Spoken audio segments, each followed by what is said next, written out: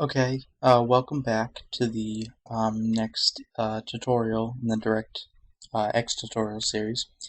Now, last tutorial I went over how to, well, I redid the entire Win32 initialization. We set up Direct3D, and we rendered our first actual graphics, a 3D primitive, a triangle. So let me open that up again.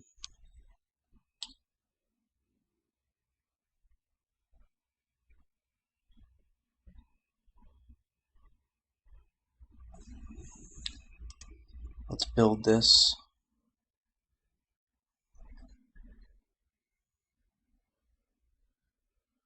Here we are. So this is what we did where we ended last tutorial. Now this tutorial, what I'm going to do is continue on the topic of primitives, and we're going to create basically this, as you can see, a cube, rotating, spinning, a bunch of different colors. Now, what I did is I actually made some edits to the utilities. As you can see, I went through and typed out pretty much every single color you could imagine. Yes, it took a long time, but now uh, I can basically reference pretty much any color. Now I have a link for the new, in the previous tutorial, in the comments, not the comments, but the description section, there is a link to where you can download or copy and paste basically this file, so you can have the most updated version. So to continue on, I'm going to start, I'm going to change this cornflower blue to, as you can see now, there's all of these different colors that we can choose from. I'm going to choose black. So now our triangle is rendering on a black background. So to make a cube, now remember we had this index buffer that we didn't do anything with. Well, now we're actually going to do something with it. So we're first, before we render the actual cube, what we're going to do is render basically a quad. So we're going to change this array to hold 4 vertices, and we're going to change these vertices around. We're going to have -1, 1, 0, 1 positive 1, -1, -1, and then for our last one we're going to have +1, -1, 0.0, and D3D colors. Now that we have so many colors, which I do, I guess I'm just going to put purple because that looks good.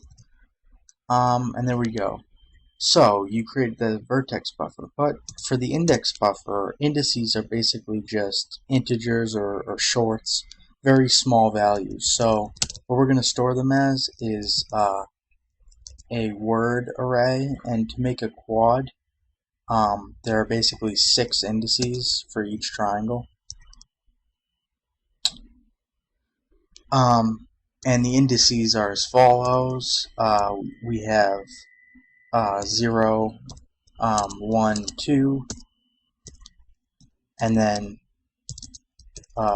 whoops, 2, 2, 1, 3, and basically, as you can see, they need to go in clockwise order. Oh, sorry.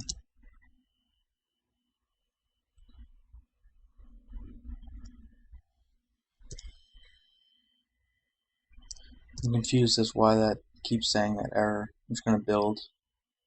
Okay, build succeeded. I don't know why it's still errored like that, but whatever.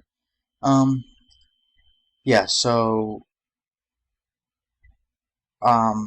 there you go. Basically, remember, oh, I didn't touch upon this actually. They need to be, when you render triangles, the vertices need to be in clockwise order, which means when we declare them, we declared 0, 1, 2, and then we went 2, 1, 3, because we need to keep that clockwise rotation. Otherwise, they'll be called out. The graphics card will take any vertices declared in the opposite direction as something that it shouldn't render. I touched upon that in my mono game tutorial. So now that we have these indices, what we need to do is first create the actual index buffer. So we're going to do create index buffer.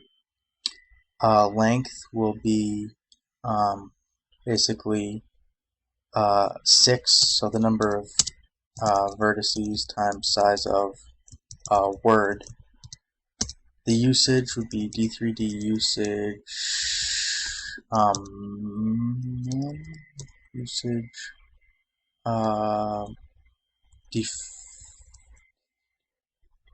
usage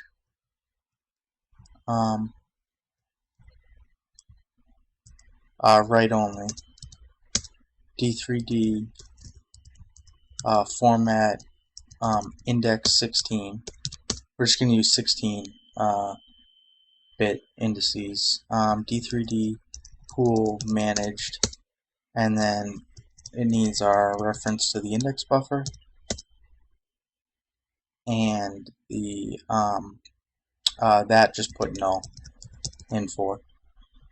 So now we have our index buffer created. So now, similar to the way we initialized and the vertices in the vertex buffer, it's the same exact process. So we're going to have a void pointer called p_indices. We're going to lock the vertex buffer 0 size of indices void pointer to a reference to p indices 0 for the flags. Then we're gonna do the same thing. We're gonna copy into p indices.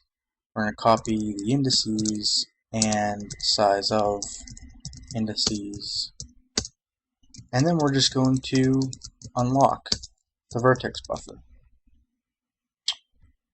So that's about it. That's all we have to do there. Now what we need to do is we set the stream source. We also need to set the indices to the index buffer. And instead of drawing primitive, we want to draw indexed primitive. So D3D primitive type triangle list, 0 for the base vertex, 0. Number of vertices is 6, we already know that. Start index is 0, and primitive count is 2, because it's 2 triangles. And let's see what happens if we run this. Okay, so we didn't get our full quad. Now, I'm going to assume that was because our second face was not actually in correct order. So we can look at that. This is what I was talking about.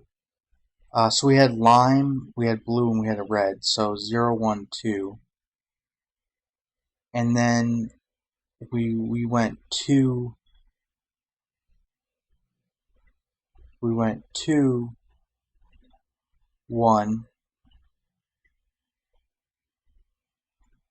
3.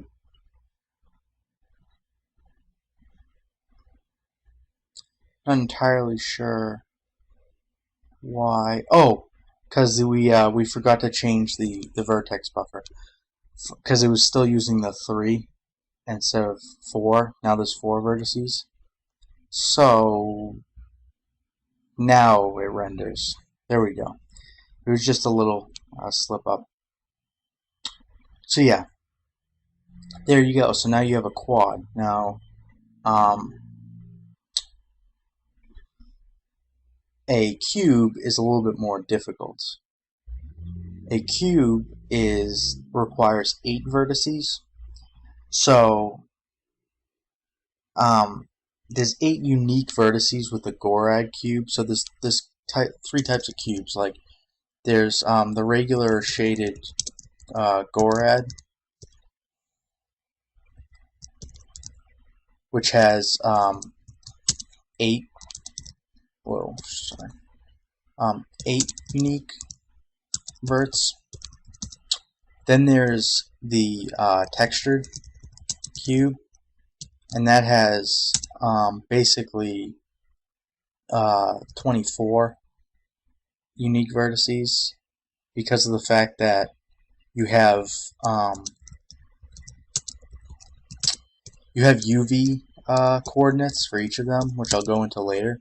And the UV coordinates for each vertex have to be like unique. Otherwise, they'll be screwed up. Same thing with the normals. Normals for verts have to be unique as well. So we're just going to create the shaded cube. So what we're going to do is we're going to change this to 8. And since we know this front face is basically correct, but the problem is it's not actually a cube unless it's offset by -1. So we're going to put -1 in here for all these. So it's 1 unit into the screen. And if we change this back to 4 for a second, you'll notice that it's it'll be a little bit closer to the screen. It's a little bit closer to us. So we're going to keep that at 8. So this is the basically the front, and we'll call this the back. So I'm just going to copy and paste these, because all will change is these are just going to become positive. That's all we really have to change. Maybe we'll mix these up. We'll make this orange, and maybe this be like I don't know, aqua. And this be olive. And this be, I don't know, pick a color, any color. I like antique white. And expected a, what is this? Oh, because I forgot the comma there. Okay, so now we have these vertices, which again are there. That's the back. So here, this now needs to turn to a 36, because no matter what type of cube you have, it's always going to have 36 vertices, because each side, there's 6 sides, each with 2 triangles. Every triangle has 3 vertices per triangle, so there's 6 vertices per side. So 6 times 6 is 36. So we know this is the front face, and the back face we're going to have to actually create. So the back face would be, if we're going clockwise, it should be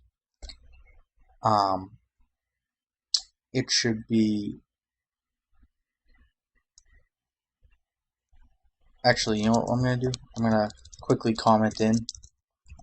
This actually might help you too to do. Comment in what their indice position is, because it's zero-based counting, and it gets kind of confusing if you're trying to remember. Okay, so there we go. So we have basic knowledge of what indices are what. So we're gonna want 5, 4, and then so we go there, then we're gonna go down to 7, and then we're gonna go 7, 4, and 6. So that's the back face. That is the back face for these in the way that they're declared. So if yours are declared any different, this is probably not going to work for you. Remember that. Okay, so back face. Let's do the sides. So let's do the right side, the right face. Okay, the right face is going to be, we're going to start from the first index, so 1, we're going to go, so 1, 1, and then we got to go back into the screen, so 1 unit in, but still on the same x-axis position. So 5, 5, 1, 5. Then we go down, but still on the same axis position. So 7, and then 7, 5, and finally a the same axis position, but actually nope, that was not right. So that's where it gets kind of difficult to visualize. So 1, we're going to go 1 in on that right side axis position, in on the same axis position, so 5, 1 in. Then we're going to go down, but in. So it would be 3. So that would be 3.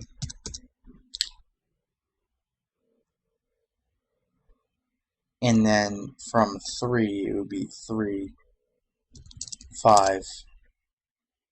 And then finally, it would go down to it would go down to 7. So there we go. So now the left face, take your left face.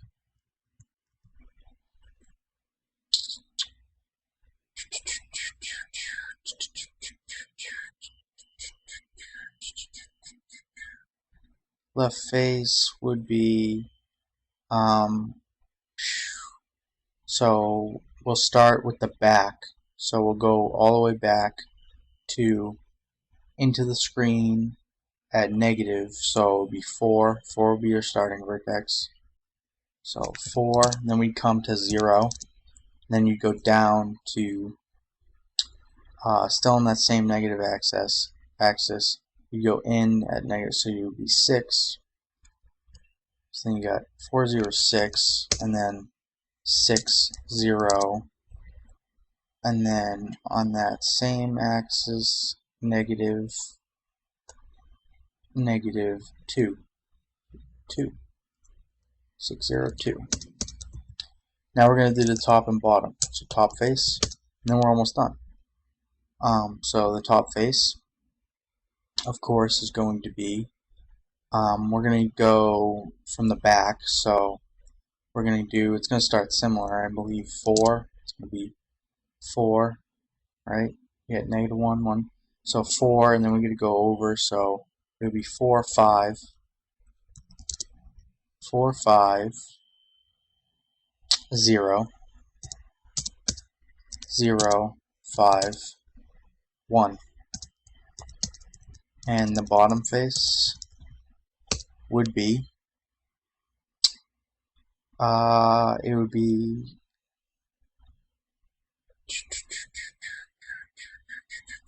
let's do it from the front. So it would be negative, negative, so it would be 2, 2, 3, 2, 3, 2, 3, negative, negative, 2, 3, 6, 6, 3, yeah, 2, 2, 3, 6, 6, 3, and then it would be 2, 3, 6, 6, 3, it would be 7. 6, 3, 7. So there we go. So that's done with that. Now the vertex buffer now has 8, and this now has 36. And instead of it being, this now has to be a 36. And there's 12 primitives. Remember I said 2 per side, so 2 times 6 will be 12. If we run this, there may have been an error.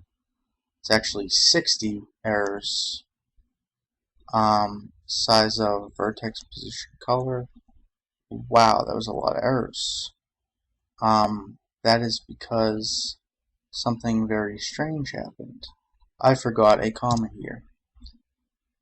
So now that should have succeeded.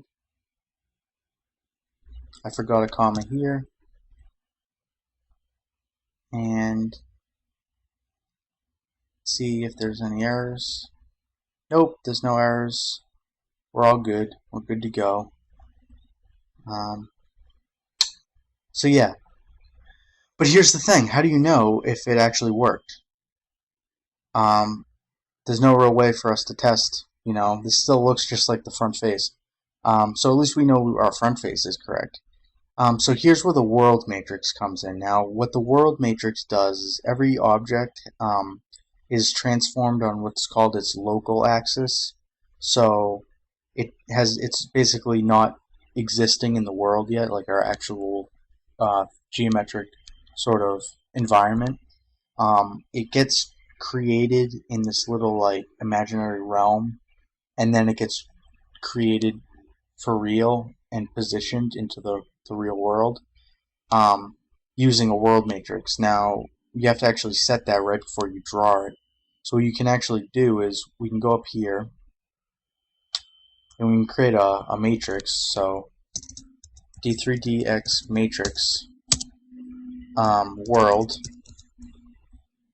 So we create a world matrix, and what we can do is we can create some floats in our update. Right before this update, I'm going to create a float rotation Y, float rotation X, and what we're going to do is we're going to increment rotation Y by like 0, because we would use delta time, but I haven't done the tutorial on how to do how to make a timer, a high performance timer. So we're going to add like 0.001 to it, so it's kind of a smooth translation and rotation. And what we're going to do is use some methods called matrix rotation Y. We're going to pass in that reference to our oh wait, we don't have those either. We need to create two things. We need to create a we can actually create them right in here. Doesn't really matter. Matrix, actually no, let's create them out here. So we're going to create D3DX matrix Rx and Ry, and these are representing rotation matrices. And you'll see what they do in a second. So again, we're going to do matrix rotation Y. We're going to pass in Ry, and we're going to pass in rotation Y. And then we're going to do the same thing, except it's not going to be rotation Y, but rotation X. We're going to pass in the reference to the rotation X matrix, and pass in our float value for rotation X. And finally, what we're going to do is we're going to set world equal to the multiplication, or the product, of both of these matrices. And then we're going to, before we draw it, we're going to call mPDevice3D set render state D3D, set transform, keep doing that, set transform D3D TS world, and we're going to pass in our world. So what should happen is if we run this, it should rotate like so. And there we go. You have a cube. Now, is every side correctly drawn? I don't know. So what I'm going to actually do is I'm going to omit the R, Y, and check the rotation X. So all of the, hey, we got it on the first try. Look at that. So all of the bottoms, tops, all of that are correct. And now let's set it to just rotation Y. And there you go. You get to see all of the sides of your cube. So now that we have, you kind of understand rotation and all that, basically I'm going to show you how to do three things all at once, okay? So we're going to create some more matrices. We're going to create a scale. We're going to create a translation. So we have scale, rotation X, rotation Y. Actually, let's put in rotation Z as well, and translation. And what we're going to do is we're going to create another float, rotation Z, as well as a D3D X. We don't have to do that. Basically, what we're going to do is we're going to do D3DX matrix rotation Z and RZ, and pass in rotation Z. But we also have to increment Z, so rotation Z. So we're going to increment that by the same thing, plus equals 0.001f. And then we're going to go D3DX matrix scaling.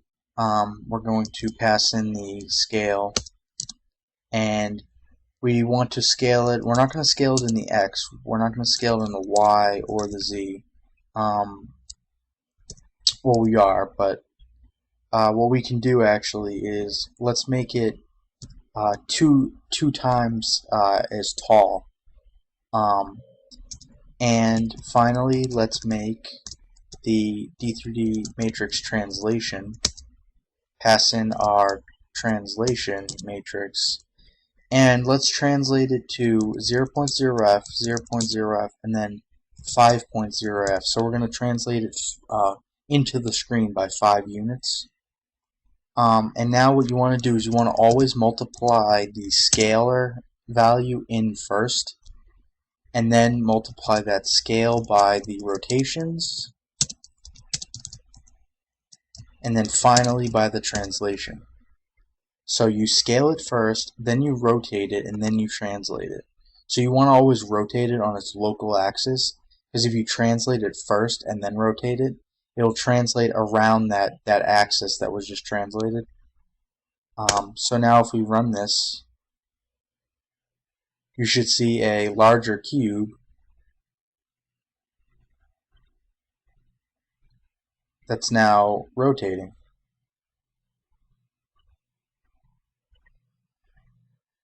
It's kind of got a cool effect with the Z, and it kind of flips, but then in its scale it rotates in the Y a little bit, wobbles. So there you go. That's how you scale. That's how you rotate and translate. Now let's say, what if we put actually rotation Y in here? What you'd see actually is it's going to move slowly into the screen and translate. So you can actually move objects dynamically by passing in values, increased values. So that's about it for this tutorial. The next one I'm actually going to show you how to, well, I can show you what happens now. Let's say I were to hit Control-Alt-Delete right here, and then come back. The application just froze, and that's because the device has now been lost and there's no way to get it back. Well, there is a way to get it back, but in our application so far we haven't discussed it. So that's the next tutorial, so stay tuned.